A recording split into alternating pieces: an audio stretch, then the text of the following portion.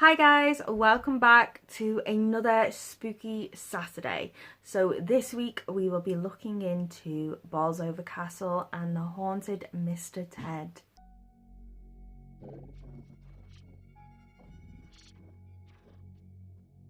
Okay, so this is just a little bit of information first about the castle. It was built in 1612. It's partly ruined, and the building was built on ancient burial grounds, and a medieval castle stood there in the 11th century. There is also plague pits as well, and also there was a battle that took place there in 1216, and there was a lot of deaths from that battle, and obviously they got buried around the scene. Charles I and Queen Henrietta Maria were hosted at Bolsover Castle in 1634. So the ghosts that are supposed to reside in the building is a young boy, which is famous for holding hands of visitors that go to the castle and they go on the tours, and I've heard that a lot of people do report of somebody holding the hand and pulling at the clothes like a child, obviously wanting attention. And I think there is a few children that are supposed to haunt the grounds, especially the garden one. There's also a grey lady that is supposed to haunt the grounds as well, and a man with a frilly collar.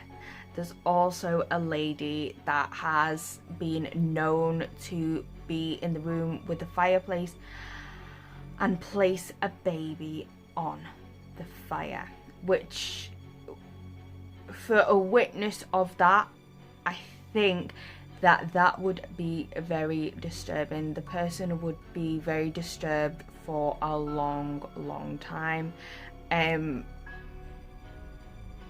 Whether it just be a scene from history, obviously somebody witnessing that, I think they would probably have a breakdown. I'm just surmising of what somebody would have. Like they would not feel right after witnessing something like that, which would be terrible. Activity that is supposed to go on there. So screams have been heard and disembodied footsteps. Now the disembodied footsteps have been known to follow somebody up the stairs. I think it's the main stairway in the castle. They've been known to follow somebody up the stairs, and when somebody has turned around to see if there was anyone behind them, there has been no one. Muffled voices and cries have also been heard. Now that is a classic for any place, really. Full-bodied apparitions have been seen. So full-bodied apparitions, and like they are quite,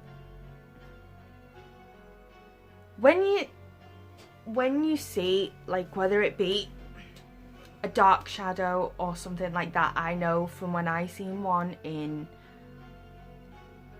St James's Garden, it was quite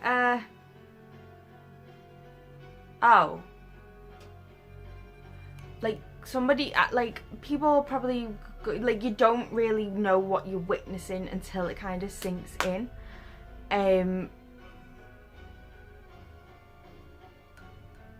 You know, it's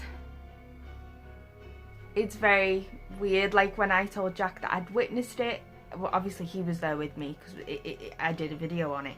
But when he was there with me, he asked, was it a fox? Now I knew it wasn't a fox because it was on it was walking like a human. It was a humanoid figure, and it was passing the orphan's grave. So I know it wasn't, but it was kind of like I didn't go mad. I'm not a person to go mad or like that. So yeah, it was a bit of a shocking experience. But I know when you see something, you can't like that, you can't really explain it in your head. Like you're just like, what? It's just literally like a shadow. So I completely understand from the full-bodied apparitions. A woman has also been seen floating through walls, and strange lights have also appeared in the hallways and on stairwells, and no explanation has been given for them. People have also sensed being pushed by two invisible hands. And people have actually fell as well, which is the scary thing. There's also been poltergeist activity as well that has also gone on there. So doors have been slammed. And again, it's been night. It's an attraction. Like, people go, it's a museum, people go there and view the castle like we would if you were, like I'd go and view Speke Hall. That'd be another video to do. But yeah, again, a door slamming is a classic thing for poltergeist activity. Now, the other part of this video is there has also been a haunted teddy bear. Now, this haunted teddy bear is called Mr. Ted, and he's been reported to make people feel nauseous and sick, and also very faint whenever they have been near him. They've also reported a growl coming from the teddy bear, which is a teddy bear. It's cute, like, it is really cute, but yeah, it's also got chains around the box, which is, it's a teddy bear. I've won them. I've got probably a teddy bear that looks like that under my bed.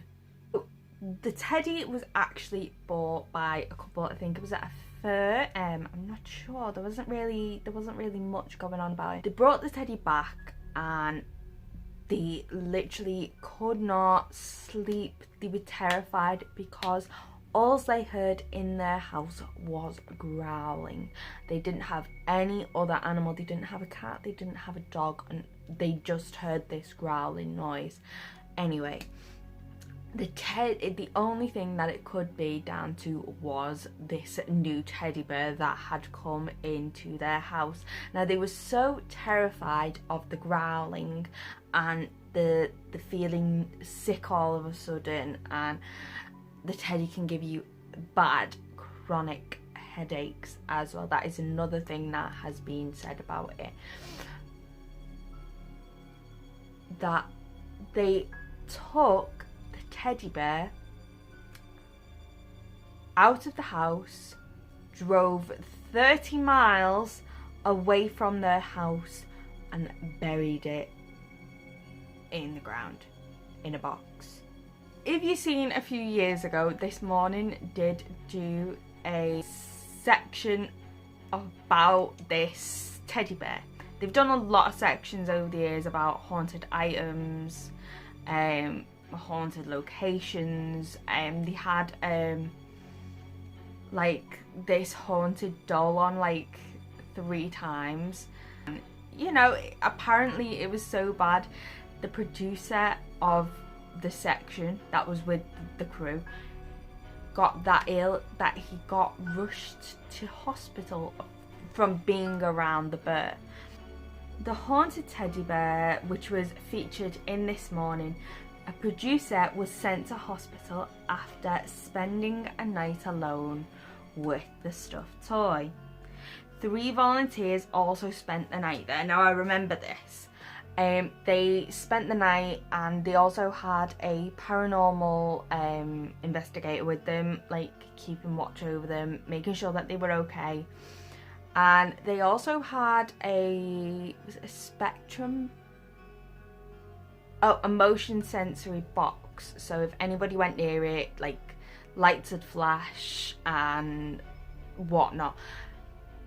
I think they also caught growls sleeping in a bed, like one of the beds that are in the castle, and they caught loads of floating apparitions and whatnot, and they heard a lot of like noises as well. At 3 AM all of the cameras went off and they got it all on tape as well, and they were all a bit like, what's going on? But other paranormal groups have gone there and they have seen objects that have moved on their own. They've seen balls of light, which I've also said, sudden cold spots, again unexplained footsteps.